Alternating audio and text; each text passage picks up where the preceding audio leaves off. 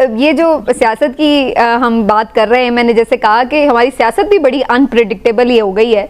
कोई पता नहीं लगता कि कब किस वक्त किसका मूड बदल जाए और फिर हुकूमतें भी बदल जाती हैं। तो आज मंजूर वसान साहब ने भी कोई बड़ी अजीबोगरीब सी पेशगोई कर दी है। वो कह रहे हैं कि जी 3 महीने बाद तो खुद ही शहबाज शरीफ साहब असेंबलियां तोड़ देंगे। ये आपको क्या नजर आ रहा है, ये कोई ख्वाब सच्चा हो सकता है या नहीं? अब मुझे तो हमें नहीं पता था, हमारे सिंध में इतने बड़े बुजुर्ग बाबा रहते हैं जिनके ख्वाबों पर प्रोग्राम भी हो रहे हैं। वो वैसे हालात देखे हुए होंगे और ये हालात तो सबके सामने ही है कि ये जो भी हुकूमत रुकी हुई थी वो सिर्फ बजट तक रुकी हुई थी। यानी कि आगे जो भी होगा बजट के बाद बहुत सारी तब्दीलियां देखने को मिलेंगी। ये तो वो कहते हैं रोजे अव्वल की तरह आया है कि ये होगा कुछ ना कुछ। अब क्या होगा सायरा, कौन सी तब्दीलियां आएंगी? देखिए, अब आप देख लीजिए ना कि ये हुकूमत पहले तो हुकूमत को लेने को तैयार नहीं था, फिर इस हुकूमत को दिलवाने के लिए हमें कमिश्नर रावलपिंडी का सहारा लेना पड़ा, जो उन्होंने आके बताया और फिर उन्होंने कहा बेटा ये तो सारे हल्के खुल जाएंगे। तो वो कहते हैं ना कि जैसे भानपति का कुंभा जोड़ा, कहीं से ईंट, कहीं की ईंट, कहीं का रोड़ा। तो पीपल्स पार्टी वैसे तो साथ नहीं है, लेकिन पीपल्स पार्टी सब आईनी ओहदे एंजॉय कर रही है। पीपल्स पार्टी ये जो वो आया था, एक्ट अभी आया था पंजाब में, उसके पे उनके गवर्नर छुट्टियों पे चले गए और कायम मुकाम जो गवर्नर थे मलिक अहमद साहब, उन्होंने उसके ऊपर साइन कर दिए जो कदगन कानून। जी बिल्कुल जी, हद तक इज्जत। बंदा पहले पूछे कि किस चीज की हद तक। तो चले आप लोग पंजाब वाले, तो इस लिहाज से भी कुछ नसीब है पंजाब वाला के पंजाब में हद तक उसका बिल आ रहा है। हमारे सिंध में तो सीधा सीधा मार दिया जाता है। क्योंकि ख्वाब में बुजुर्ग साहब ने ये भी देखा है कि सिर्फ कौमी असेंबली तहलील हो रही है, बाकी जो सूबाई हुकूमतें हैं वो अपनी जगह मौजूद हैं। जी, वो अब मुझे नहीं पता कि वो सुन गुन कहाँ से लेते हैं और कहाँ से। मैं आपको कह रही हूँ कि ये तो हालात सभी को पता है और इसके ऊपर प्रोग्राम्स भी हुए कि जिस तरीके से एक गवर्नमेंट बनी है कि वजीर दाखिला उनका अपना नहीं, फाइनेंस मिनिस्टर अपना नहीं। वजीर दाखिला को आप देखिए कि 4 ओहदे, यानी कि इनकी पूरी काबीना में या पूरी नून लीग में कोई इतना कॉम्पिटेंट बंदा ही नहीं है कि जो ये ओहदे संभाल सके। तो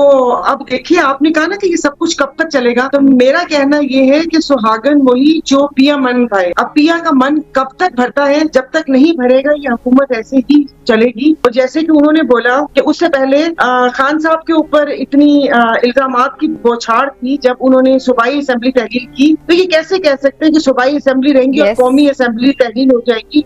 यानी कि ये मजाक चल रहा है। एक कर्ज में डूबी हुई कौम का 70 अरब रुपए आपने इस रिगिंग वाले इलेक्शन के ऊपर लगा के, और अभी भी अपने मनपसंद लोगों को क्या करना है मुझे ये समझ नहीं आ रही। और सिंध का हाल इन्होंने कहा था, सिंध का तो अल्लाह ही हाफिज है, हमें तो लगता है वादी चंबल में बैठे हो। मतलब यहाँ की अफवाहों की बुराई ये है कि वो सच्ची साबित हो जाती है। मसला ये है कि लोग खान के नजरिए, खान की बात के साथ तो है, जो खवातीन के साथ हुआ, आलिया हमजा मलिक, यास्मीन राशिद, सनम जावेद है, उमर सरफराज चीमा, महमूद रशीद, किसके नाम लूं? ये क्या करेंगे? मुझे हंसी आ रही है इस बचकाना सोच के ऊपर। जिस किसी ने एक्स के ऊपर वो किया, एक्स पे पाबंदी लगा के खुद VPN लगा के ट्वीट्स कर रहे हैं, इससे क्या होगा? इससे हमारे ख्यालात बदल जाएंगे। जो मैं सोच रही हूँ वो सब कुछ बदल जाएगा, उसमें तो और इजाफा होगा, उस चीज में तो और इजाफा होगा। मुझे तो लगता है सायरा साहिबा कि ये वॉल जो है ये उन्होंने लोगों के गिर्द नहीं, अपने गिर्द सिर्फ खड़ी कर ली है कि उनकी बातें लोगों की हम तक ना पहुंच सके। तो उसके लिए उन्होंने अपने आप को एक वॉल के अंदर जो है ना वो बंद करने का फैसला किया। पहुंच भी जाती तो वो क्या करते, मगर वही बात है कि हंसी आती है इस हरकतों पे कि ऐसे कैसे हो सकता है। वो कहते हैं ना कि लगते हैं लोग परेशान, जरा देख तो लो, जीना मुश्किल है आसान, जरा देख तो लो। अब इन हवाएं किसी के कहने से थोड़ी रुकती हैं, हवाएं कैद थोड़ी होती हैं।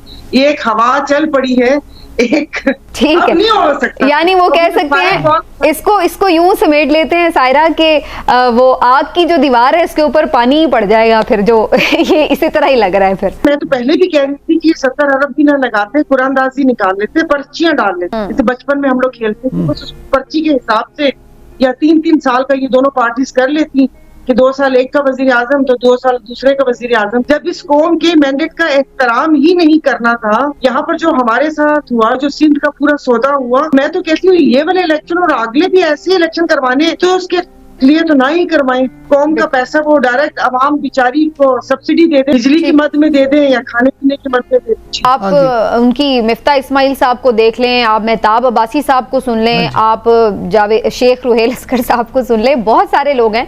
ये नजरियाती इख्तलाफात हैं जो पार्टी से लोग जा रहे हैं, या वाकई ये केस टू केस वेरी करता है, इसलिए जी अच्छे दिनों में सब आ जाते हैं, बुरे दिन आते हैं तो कोई नहीं आता। लेकिन इस वक्त तो अच्छे दिन है वैसे PMLN के, इख्तिदार में पार्टी है, फिर क्यों जा रहे हैं? इतने अच्छे कहाँ हैं? जब पहले शीन और मीम का सुनते थे, अब जैसे इस बिल को ले लें, हद तक इज्जत का जो बिल है जिसमें इन लोगों ने इतना कड़ाक पाला और वो हुआ, ये वफाक में क्यों नहीं पेश हुआ? कि कौमी असेंबली से पेश होना चाहिए था, ताकि दूध का दूध और पानी का पानी पता चलता कौन इसके साथ है कौन इसके साथ नहीं है। और अच्छे वक्त के नहीं, चौधरी निसार अली खान साहब हो गए, शायद खाकान हो गए, मिफ्ता हो गए, जुबैर उमर हो गए, ये कोई ऐसे लोग नहीं है कि जिसको आप बोले कि ऐसे उठकर किसी पार्टी में आ गए।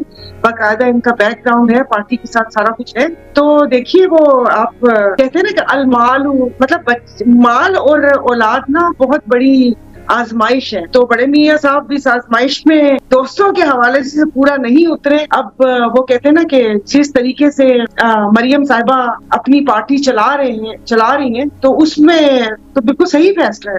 और इस बात पे सवाल उठा रहे हैं कि ये जो इलेक्शन है ये ठीक से हुए नहीं, एक रिग्ड इलेक्शन है, इसके ऊपर आप हुकूमत लेके बैठ गए हैं। तो वो तो खुद उनके अंदर से भी आवाजें उठा। शेख रुहेल अस्कर साहब से जब हल्का NA 130 का पूछा था तो उन्होंने हाथ जोड़े थे। उनका अपना हल्का था, उनके साथ जो हुआ, तो ये वो कहते हैं ना, जवाल होता है कि अगर आप अपने पुराने साथी जो मुश्किल वक्त में आपके साथ खड़े हो और आप ऐसा जवाब हो और फिर आप उसको मनाएं भी ना, तो मैं नहीं समझती कि ये आप कह रही ना कि वापिस आ जाएंगे। कि जब तक ये बंद गली में पहुंचा दिया नून लीग की जो सियासत है, जब नवाज शरीफ साहब आ रहे थे एक अच्छा खासा बयानिया बना रहे थे और उसके बाद ये सब लोग भागे उनको मना करने के लिए कि खबरदार ये बात नहीं कर। और जिस तरीके से गवर्नमेंट चल रही है और जिस तरीके से उनकी पुष्टपनाही हो रही है और जिस तरीके से 17 सीटें वालों को इक्तदार देकर और किस तरीके जो हुआ, ये सब कुछ आपके सामने है। बस बाज लोगों की बर्दाश्त जवाब दे जाती है। ये खबरें आ रही थी कि चीफ इलेक्शन कमिश्नर ने एक हेयरिंग के दौरान जो इलेक्शन ट्रिब्यूनल से मुतालिक थी, उसमें ये बात की कि जो इलेक्शन के ऊपर सवाल उठ रहे हैं उसका मलबा तो फिर अदलिया की तरफ जाता है, क्योंकि वो ये समझते हैं कि ये जो मुतनाज़ बातें हो रही हैं ये ROs और DROs की वजह से हैं जो इंतजामिया से लिए गए। अगर जुडिशरी अपने अफसरान फ्राहम करती तो शायद इस तरह की सिचुएशन ना होती, और उन्होंने एक तरह से ये मलबा जो है वो अदलिया की तरफ डाल दिया है। जो 2 सूबों में गैर आईनी और गैर कानूनी हुकूमतें चल रही थी, पहले आपने सारा वो किया, इनको खुल खेलने का मौका दिया, उसके बाद एक पार्टी से आपने उसका निशान ले लिया, फिर उसके बाद सारा ये किया। आप बीच में मासूम कैसे बन सकते हैं कि सारा मलबा उस तरफ जाएगा या वो नहीं होगा? मैं तो खुद यहाँ सिंध में इनसे इस्तदा करती रही हूँ कि इन्हीं का एक मेंबर निसार दुरानी, कि जिनकी 2 एसोसिएट की खवातीन यहाँ पर रिजर्व सीट पे MPS बनी है, उन्होंने जो वहां पर खुल खेलने का मौका दिया है, जिस तरीके से आप लोगों ने बैलेट पेपर मुहैया किए, जिस तरीके से रातों रात ठप्पे लगे, बैलेट पेपर यहाँ पर आए, कैसे कह सकते हैं? मतलब हम लोग क्या बेवकूफ है? तो अब अपने